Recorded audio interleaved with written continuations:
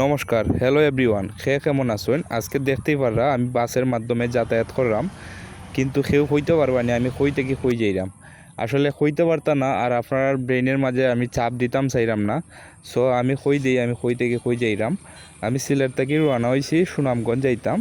মাঝপথে আমার বাবার সাথে দেখা হইব এবং দুইজন মিলিয়া সুনামগঞ্জে বার্ড চক্ষু হসপিটালে আমার বাবার নিয়ে চিকিৎসা করানির যাইরাম। তো সবাই আমার বাবার লাগি দোয়া করবা এবং আশীর্বাদ রাখবা। আমি সবসময় বাসের মাধ্যমে যাতায়াত করার চেষ্টা করি, কারণ বাসে রিস্ক মুক্ত।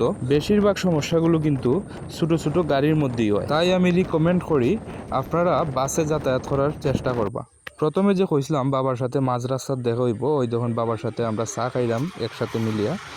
তো এখন নেক্সট গাড়ির জন্য অপেক্ষা করলাম, তো সাথেই থাকুন, দেখতেই থাকুন।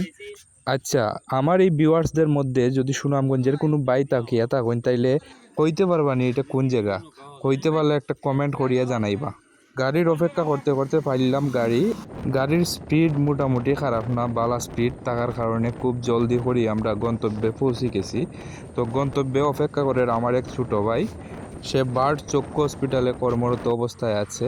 তো আমরা দেখতেই পাররা যে আমরা বার্ড হসপিটালে আইছি সুনামগঞ্জের। এটা বৃহত্তম একটি হসপিটাল। তো বার্ড হসপিটালে আওয়ার পরে আমরা এখন ঢুকতে যাইলাম বার্ড হসপিটালের ভিতরে। আমাদের কাঙ্ক্ষিত সেই চিকিৎসা পাওয়ার পরেই কিন্তু আমরা ব্যাক করবো বাড়ির উদ্দেশ্যে। নেক্সট এপিসোড দেখতে আমাদের সাথেই থাকুন। ধন্যবাদ।